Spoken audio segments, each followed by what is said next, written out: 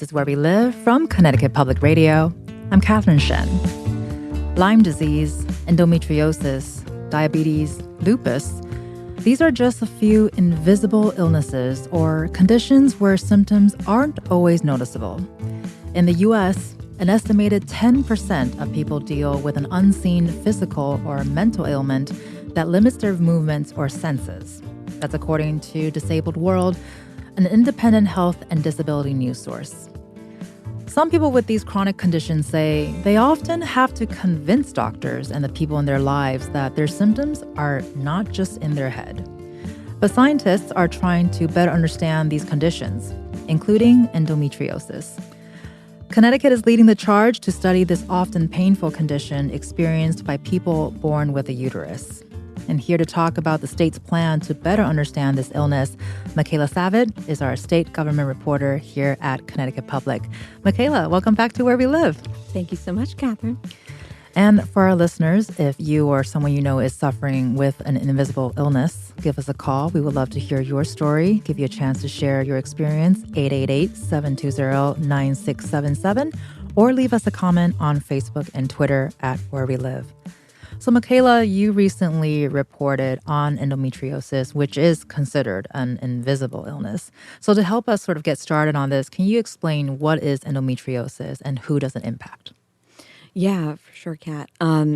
So endometriosis biologically is a disease where tissue that's very similar to the lining of the uterus grows in lesions throughout the pelvis and in cases for some people beyond the pelvis. And this can cause severe pain. Some people will, have many lesions and have like no symptoms at all, or they'll have, very few lesions and have a whole host of symptoms. While pelvic pain is one of the most the thing that is most reported with endometriosis, is also a systemic disease. So it is full body, and people, really experience a lot of debilitating impacts to their life because of this. And when I say people, for the most part, it affects people born female or women, and it affects about at least 1 in 10 people born female across the world. Right. And then you mentioned there are certain symptoms, and one of the more reported ones are the severe pelvic pains. What are some other symptoms that people may experience with this? Yeah, well, endometriosis right now, it begins showing up when people who menstruate, start that during puberty. So some of the folks that I talked to for this piece started having symptoms from, vomiting to nausea to passing out, extreme pain when they first started getting their periods growing up. So people have that. They will also have, gastrointestinal issues, and they'll also have fatigue. Many people also experience trouble getting pregnant or, have maintaining a healthy pregnancy because of, how these lesions appear throughout the pelvis and, impact the uterus. And they also have pain during intercourse. They have pain when urinating. It really varies from person to person, but it's very complicated. And all of these symptoms, might sound familiar to a lot of other things, like irritable bowel syndrome or, you have a bladder infection. And so it's for so many reasons, from insurance coverage to the cost of care to access to doctors who will listen to what you have going on. This disease, endometriosis, can take years and years and years to diagnose. Well, then you just mentioning that it will take a long time to diagnose if you even know to go to a medical official about this, and the fact that I think for the most part this starts with menstruation. So is endometriosis a lifelong condition? Do we have a cure yet? What does that look like? Currently, there is no cure. I talked to one of my sources spoke about getting multiple surgeries. The way to get diagnosed currently is to have exploratory surgery. Right now, you can get it laparoscopically to look for the lesions in the pelvis. And she had 5 surgeries for that in her 20 years of having endometriosis. And then, due to multiple overlapping reasons, including a lot of really horrible gastrointestinal issues, she decided, I'm going to have a hysterectomy. I'm going to have my uterus removed. And that helped relieve the symptoms because her periods were so bad right from the start. But she still has, muscle weakness. And, again, it's a systemic thing. According to the World Health Organization, it is something that stops at menopause. But a lot of people, continue to experience the impacts of often lifelong pain. So you asked about a cure. Right now, there is no cure, and there's also not a lot of treatments that provide a lot of relief. I've talked to folks who some live really in chronic pain. Right. Warm baths or heating pads are constant. Some people can't work. A lot of people have had multiple surgeries to get these lesions removed and still not having relief. And then some people are just having trouble getting into a doctor. Right. I spoke to 2 of the people who are leading this Connecticut effort to try and there are multiple people working on research for this disease. But what's unique about Connecticut is that this state law is working to both educate and advocate for and has dedicated resources to create this infrastructure to examine endometriosis on a molecular level. So to speak to your question, they're looking at it, right down to our cells. What's different about people who have endometriosis? Right. And so, they're looking at patients currently just at UConn Health who are getting endometriosis surgery, and they're looking at various samples of them and looking at it on a genetic level over at the Jackson Laboratory.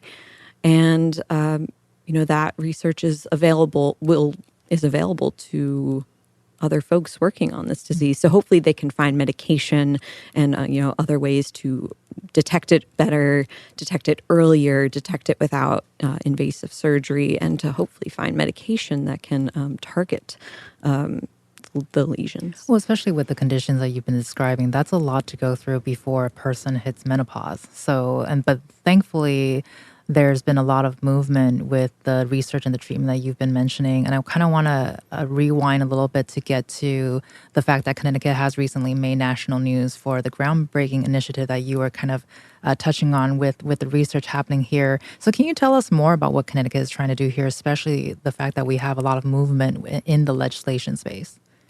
Yeah, so shout out to Where We Live, which is where I first heard about this law. Former producer Katie Pellico and Where We Live intern Carol Chen and you did an episode about it's how endometriosis is not all in your head because it is often period pain. And just to clarify, endometriosis does not just affect a person during their period. Right. For some people, it is really bad the week before. For some people, it is all the time. It's different for each person. But I first heard about this law through the Where We Live episode that was done while the law was, going through the legislative session, and it ultimately passed unanimously in 2023, and it went into effect at the beginning of this year. And so with this piece, I was examining the first part of the law, which was establishing this biorepository, which is a very fancy word, but it was this collaboration I was speaking about before between the Jackson Laboratory in Farmington and UConn Health, which has a team of minimally invasive gynecologic surgeons who are doing 6 to 10 surgeries a week on people experiencing endometriosis or endometriosis symptoms, either looking for a diagnosis or who are maybe going back for another surgery. And, right now, year one was establishing this biorepository where, again, they're looking at samples of patients who agree to be in this study. And the law puts state funds for the infrastructure. So like a cryogenic freezer, which is not like you see frozen heads in a cryogenic freezer. Like this is to store samples long term so that people beyond just Connecticut and people around the country or, scientists anywhere could access this data. And so right now it's just at UConn Health where they're gathering samples, but they are working on expanding to other hospitals around the state so they can get more people enrolled in this. They've already gotten hundreds of samples just this year. But it's, no law is just one little thing. Right. This is a multi-layer effort. But just this year, they have, like I said, gathered hundreds of samples. And beyond that, they're also working on educating, school nurses. They're working towards educating more healthcare providers about endometriosis, which is a huge aspect of why this goes so undetected, why people are told, this is just a bad period, or this is normal, or why don't you just try birth control? This will help. And facing so many barriers. Right. Well, it's really great to hear there's been so much movement there in between conversations here. And you also spoke with someone who struggles with endometriosis, and we're going to hear from Angela Rossi. Let's take a listen to what she told Michaela here. I'll take my Advil and make sure I know where my heating pad is and that I don't plan anything strenuous for that 7 days before my period is supposed to start. I alter my life around it because it's hard to find a doctor. It's hard to find a doctor that'll listen. And then you just have to tell your story over and over again. So, Michaela, earlier you sort of echoed parts of what Angela has shared here. Can you tell us more about her story? Because it sounds like her daily life is really heavily impacted by her endometriosis, the fact that she has to plan 7 days before, and I'm assuming 7 days after. Plus. Yeah. I mean, like I said, it's different for each person who's experiencing this, but yeah, Angela was describing it's really hard, leading up to her period, and she always had, heavy irregular cycles, and her journey with her clinical diagnosis of endometriosis was being put on birth control as a teenager and experiencing a lot of negative symptoms from that, getting a lot of pain and bloating from being put on different kinds of birth control. And a doctor eventually, kind of just said it offhand, like, oh, well, I don't think we should try this thing because of your endometriosis. I don't know if we should put an IUD. And she was like, what? And it was just kind of an offhand thing. Like he was noticing her symptoms fit into this category. And she's young. She's 25 now. That was 7 years ago. Wow. And since then there's been a pandemic. She was going through school, and, as we all know, it's hard to take care of your health when you are navigating life, right? Plus a pandemic. So, she's one of many people who's still struggling to get that on paper diagnosis, which again currently can only be retrieved through that surgery. And that's just a way to also get more insurance coverage, access more treatment, more specialists. And And so, so she's still looking for a doctor, and wait on one of those many people waiting to get to that next stage, and Right. hoping for her. Absolutely, and we appreciate Angela sharing her thoughts with us too. And just really quickly here, this is something that you have your eye on, you're reporting on it. Anything else that you want to share with our listeners, or something that you hope that they take away from this conversation today?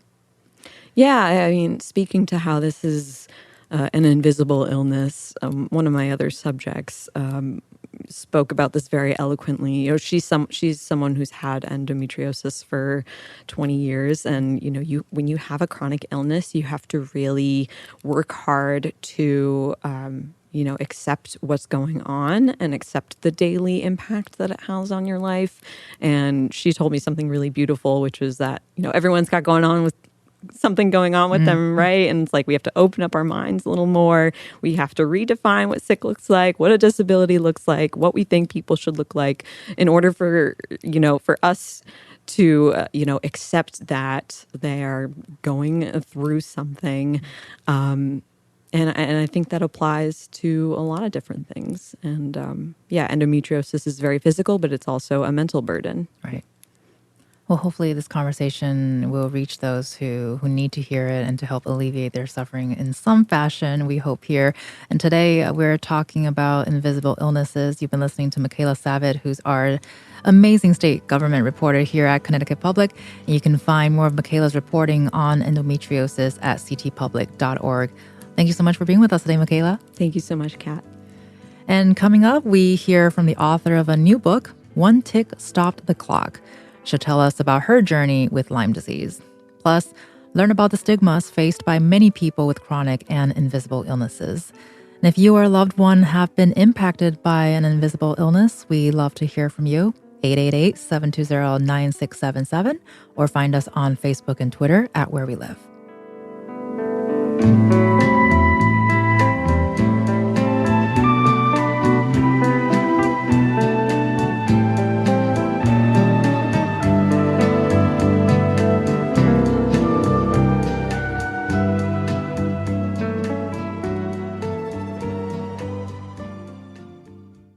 This is Where We Live from Connecticut Public Radio.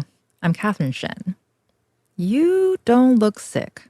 That's a phrase some people with invisible illnesses hear again and again. Illnesses that aren't visible on the surface can take a long time to diagnose. And that's something our guest, Jennifer Crystal, has experienced firsthand. Jennifer is a Connecticut native now based in Boston. She's an educator and the author of a new book, One Tick Stopped the Clock. Jennifer, thank you so much for joining us this morning. Thank you so much for having me. And we're also joined by Dr. Kelsey Carolyn. Kelsey is an assistant professor and licensed clinical social worker at the University of Connecticut. Kelsey, welcome to Where We Live. Thank you so much. I'm so pleased to be here. So, Kelsey, I want to start with you here. I'm wondering if you can respond to what we just heard from Michaela. I know you've been following the conversation and also in your work. Have you seen patients who also struggle to be diagnosed or even to be believed? Oh, absolutely. So as a researcher and as a former medical social worker, unfortunately, many of the barriers and the mental burden too that Michaela referred to is really consistent with what the research tells us about the experiences of people with invisible illnesses like endometriosis, women's experiences, in particular, women of color, especially, when they're seeking cares for conditions or invisible illnesses like endometriosis that, they, receiving the correct diagnosis and treatment, significant delays, and often along the way, being dismissed or having their symptoms minimized, told that this is normal, right? Sometimes labeled or written off as stress. And all of this puts an additional, burden on already trying to grapple with, a new and sometimes painful or whatever sort of disruptive physical symptoms as well. So. And Jennifer, can you walk us through your own personal story with chronic illness? Sure. So I was bit by a tick in the summer of 1997 while working at a camp in Maine. though I didn't know at the time that that is what had happened. I found a blotchy red rash on my arm. It wasn't what I knew then to be the typical bullseye rash of Lyme disease, which is all that I knew at the time of Lyme. And I didn't yet know at the time that up to 30% of people never find or get a rash with Lyme disease. But for those who do, they're not always shaped like a bullseye. They can be a blotchy red rash. They can be a red circular rash. For some people, they're even purplish.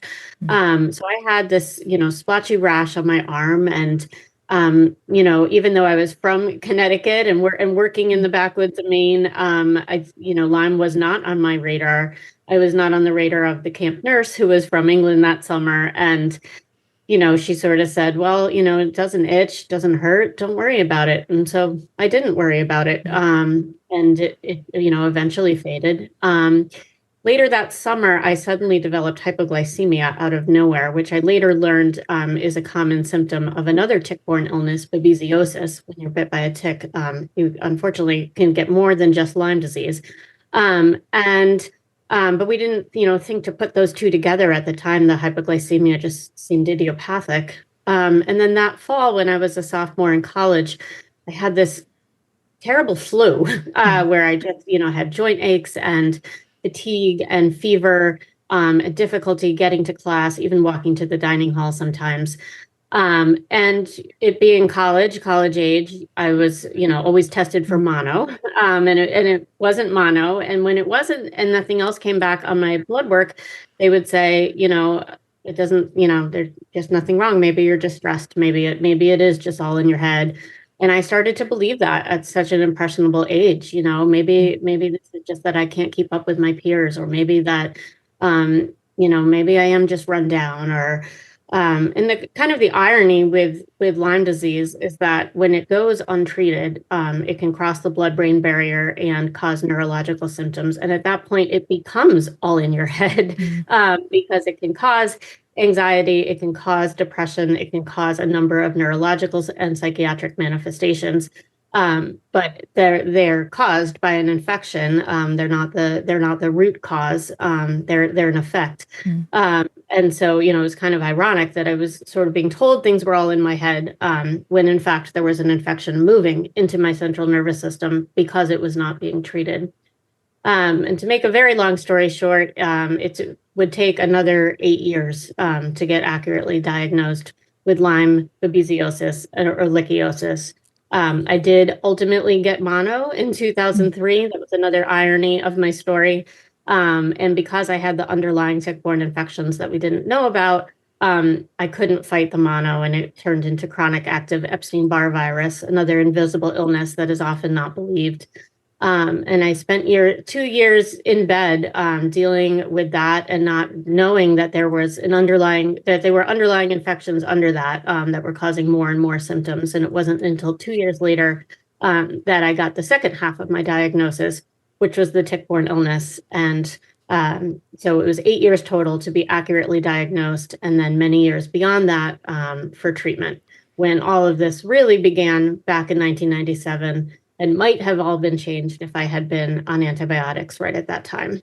Well, and because there's so many echoes, earlier we were talking specifically about endometriosis, but obviously without conflating the two, but there's so many sort of similar parallels here where there are similar symptoms to other diseases.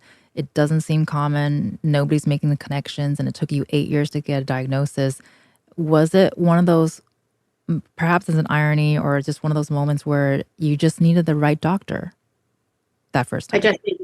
I just needed the right doctor. Lyme literacy is improving. We have more and more doctors aware of not only Lyme, but tick-borne illness, and also becoming more aware that the tests for Lyme disease are very faulty. They only test for antibodies against the bacteria, not the bacteria itself. It's an indirect test. And it's a two-tiered test, and sometimes only the first tier is done. And when there aren't the antibodies there, someone can be told you're negative for Lyme, even though they're positive for Lyme. Particularly if someone has just gotten a rash, it will take them several weeks to build up antibodies. And so even though they clearly have Lyme disease, if they're tested at that time, it will come back negative.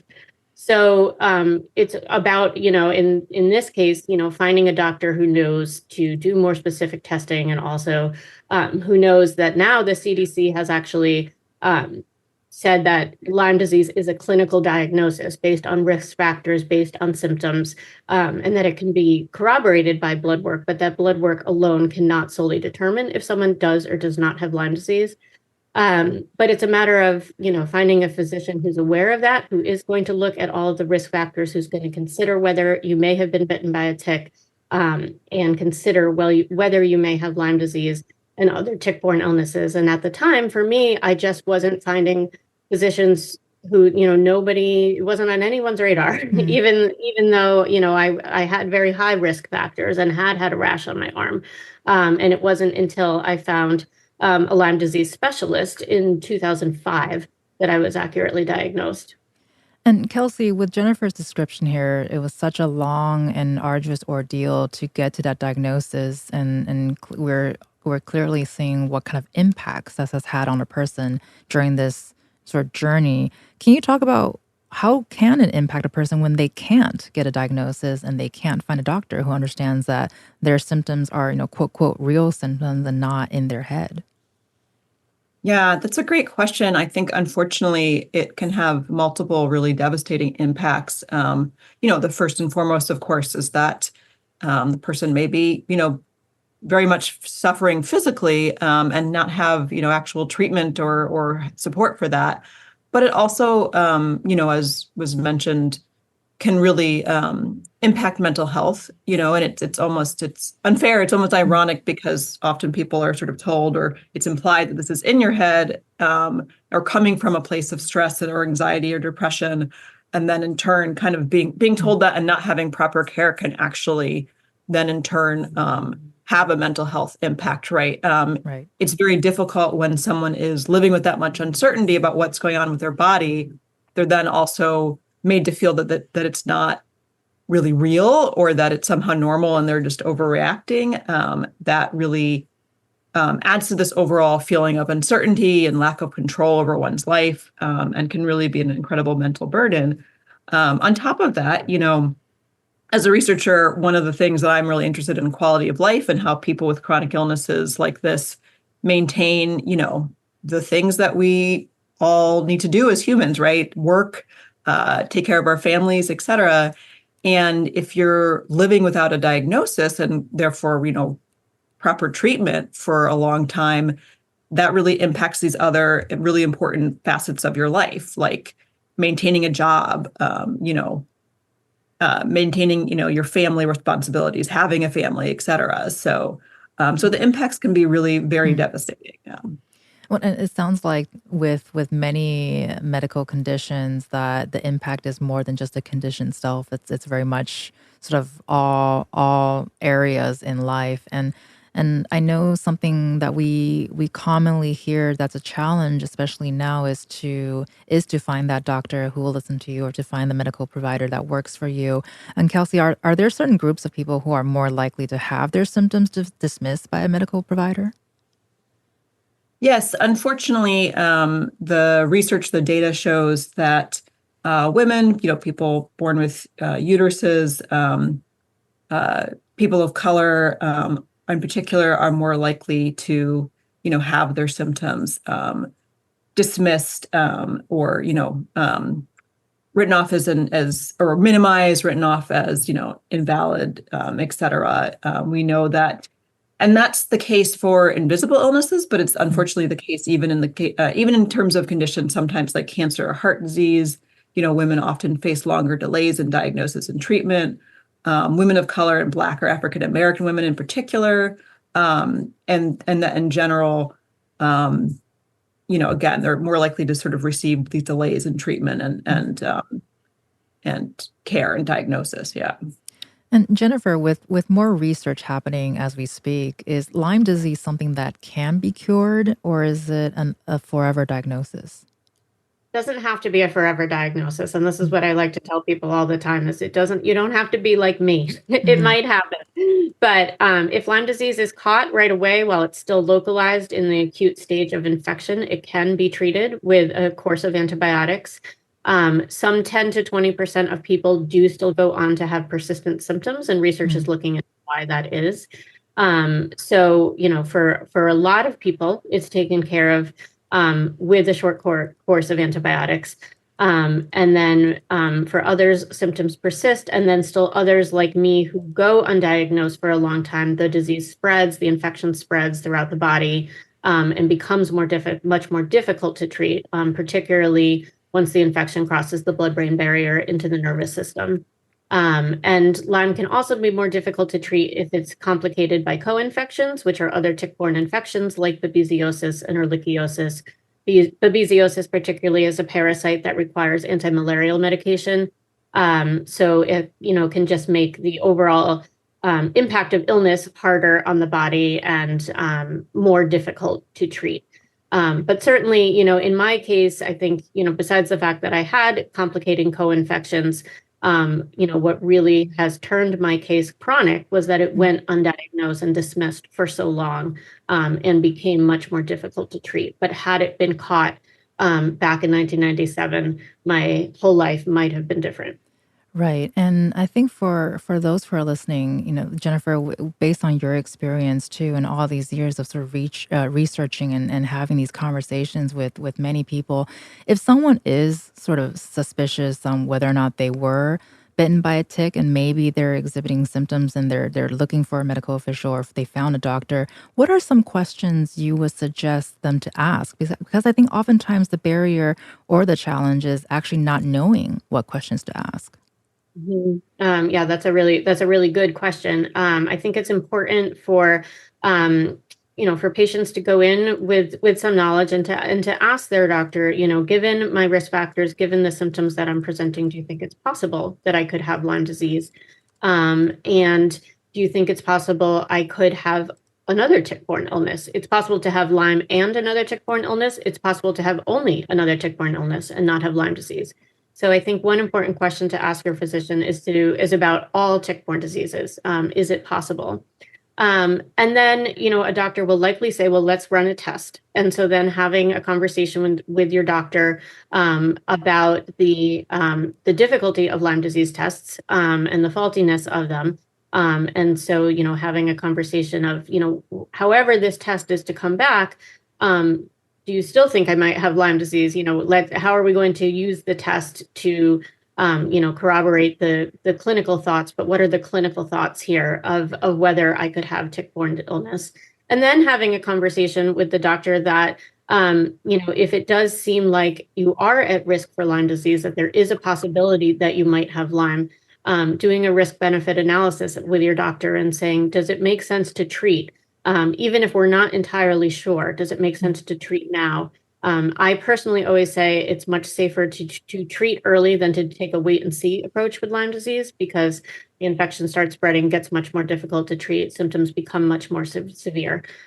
So, I personally would much rather be on one short course of antibiotics than 6 months later have to be on long course of antibiotics, because we waited and see it. So I think, going in armed with those questions and with that information is important. Well, thank you so much for breaking that down for us. We have to take a quick break here, but when we return, we'll move from diagnosis to the day-to-day, and both Jennifer and Kelsey will be staying with us. What impact do chronic conditions and invisible illnesses have on a person's quality of life?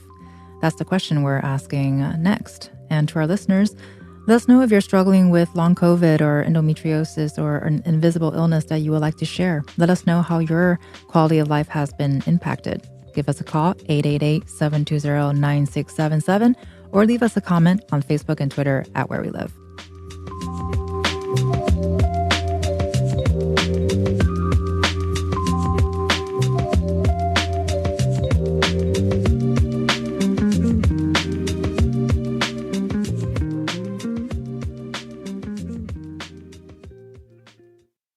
This is Where We Live from Connecticut Public Radio. I'm Catherine Shen.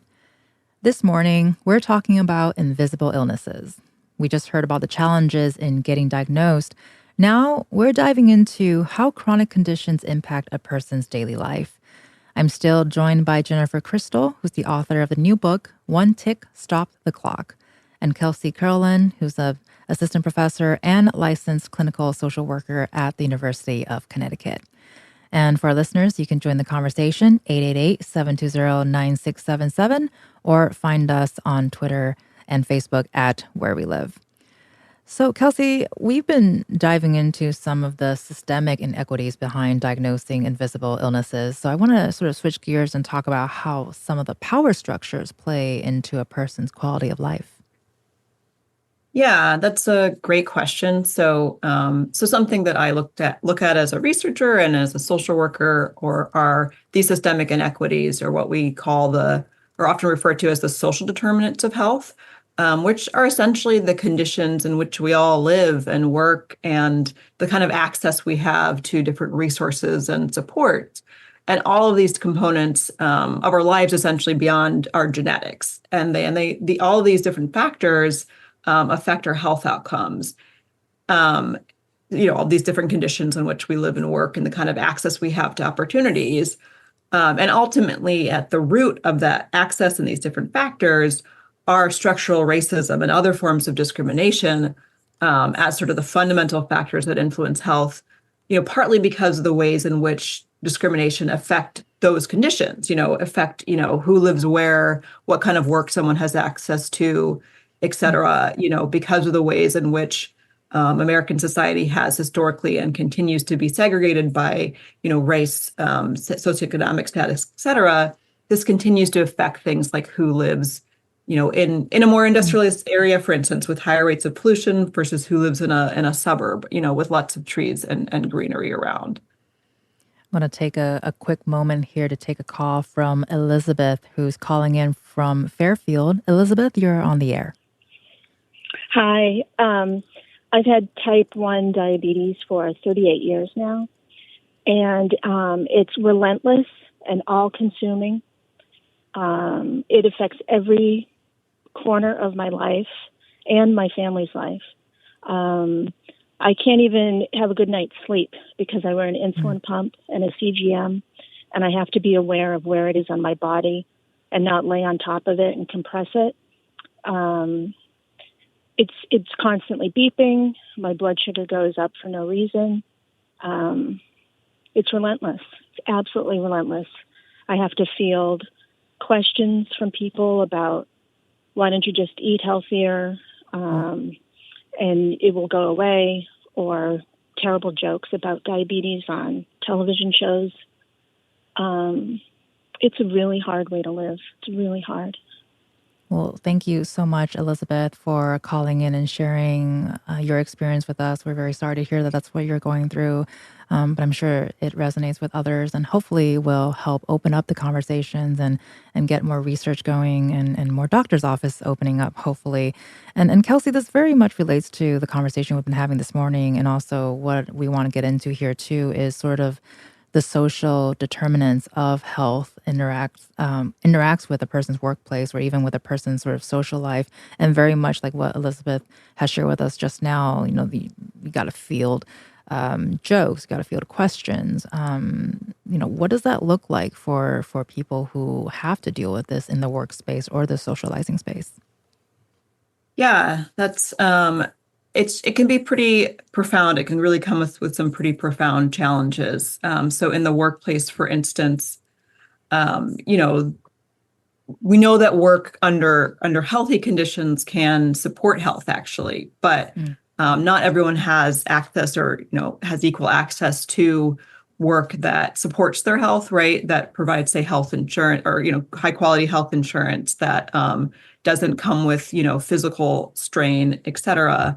And when someone has a chronic illness, it may not be possible or the right choice for them to continue working, but everyone should have that right, to work and to access work that's not harmful to their health. And so I think in particular, I think there's different challenges depending on, what your illness or disability is. But in the case of invisible illnesses, there are several challenges when it comes to the workplace. And one is just, as sort of has been said already, like people often don't think that, you get comments like, well, you don't look sick, or, with many invisible illnesses or chronic illnesses, symptoms can be kind of up and down or unpredictable. And so you may be like great one day and then the next day you can't get out of bed. And so maintain, employment or maintain sort of the type of employment that you want. And particularly if you're in a work environment that's where, your employers, your coworkers are not supportive for different reasons, and where you don't have access to the kinds of workplace accommodations that you need to successfully, continue working with the chronic illness. And unfortunately, the reality is the right to work and essentially the right to workplace accommodations is protected by the Americans with Disabilities Act, but it's not always really enforced, and the burden is really on the individual to, to sort of seek help if their rights are violated, and so that's not something that someone's always willing to do for various reasons, right? They may fear repercussions, et cetera.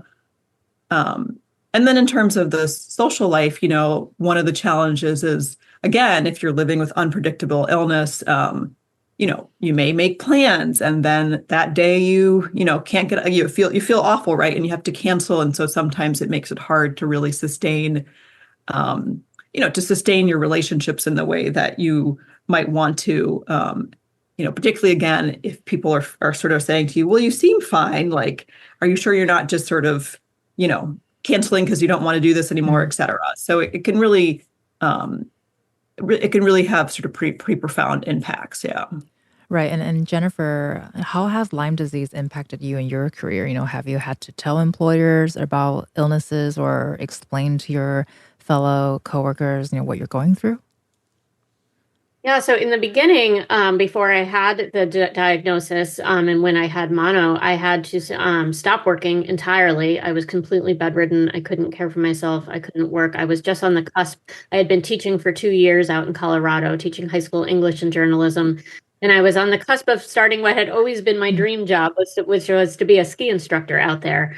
So I was a highly active person and got mono, was totally bedridden, and had to give up that dream.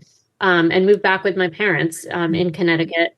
And, it was then 2 years before I was accurately diagnosed, and I was not able to work during that time. I was very lucky that my parents were able to support me. Many patients don't have that privilege. So, but it was also very, very difficult to be 25 years old, wanting to support myself, wanting to be out in the world, wanting to do what my friends were doing, going to grad school and getting promotions, and not be able to, and to really lose my independence that way.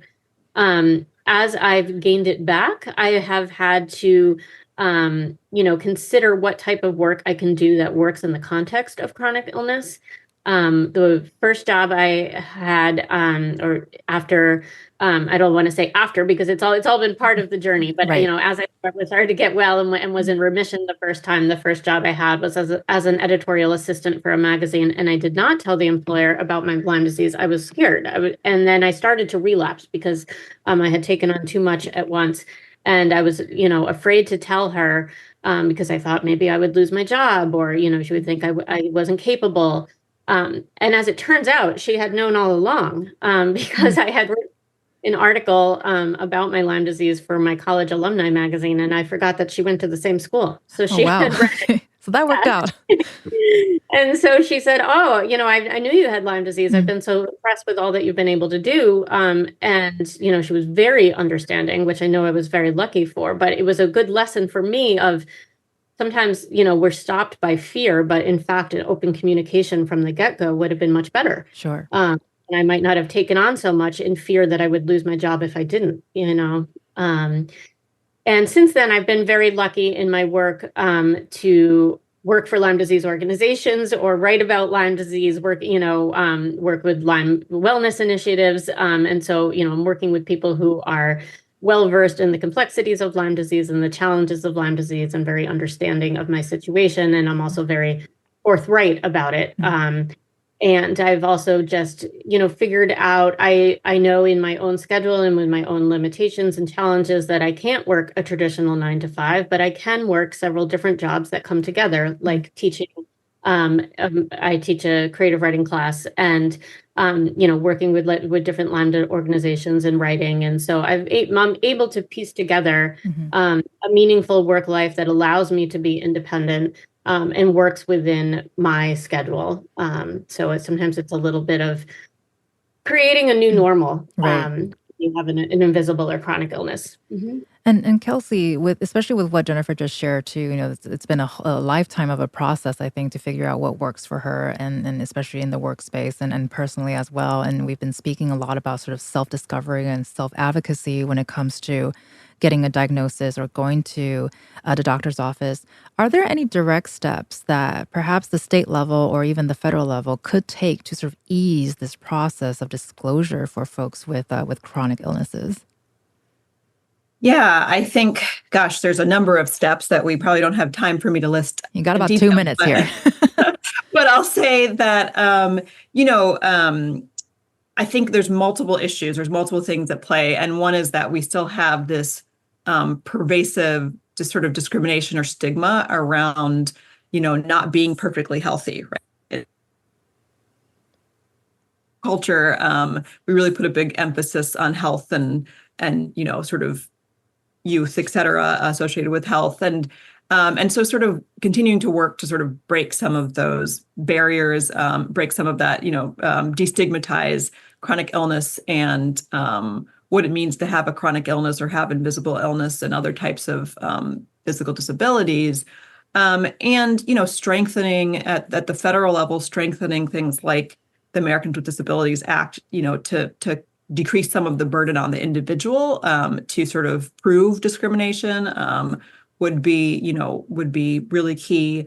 As well as, I would say, just in general, a plug for increased funding to look at some of these invisible illnesses that, particularly just sort of on a more global or general level, that this would be helpful, because the more understanding we have of these illnesses, the more that we'll be able to better understand how to live with that, how people can live well with them. And as a researcher and social worker, that's something that I'm really concerned with, is how can people sort of still maintain a good quality of life in the context of chronic illness. And Jennifer, we've got about 45 seconds here. You wrote a book about your experience with Lyme disease, One Tick, Stop the Clock. Where can people find a copy, and what do you hope people get out from it? So you can get a copy anywhere books are sold, Amazon. I have a launch event tomorrow night at Grub Street and Porter Square Books in Boston, and you can order a signed copy through Porter Square Books. If you go on their website, you can do that. And I think what I'll close off with here, why I wrote the book, what I hope people will get out of it, is just to read the dedication of the book. And the dedication of the book is for the patients who need to be heard. I believe you. Well, thank you so much for sharing that with us, Jennifer. I'm sure a lot of people out there appreciate it. Jennifer Crystal, who's the author of the new book, One Tick, Stop the Clock. Jennifer, thank you so much for being with us today. Thank you so much for having me. And Kelsey Carolyn, who's an assistant professor and licensed clinical social worker at the University of Connecticut. Thank you for joining us this morning as well. Thank you so much. I'm Catherine Shen. Today's show is produced by Chloe Wynn. Our technical producer is Dylan Reyes. Download Where We Live anytime on your favorite podcast app. And thank you all so much for listening.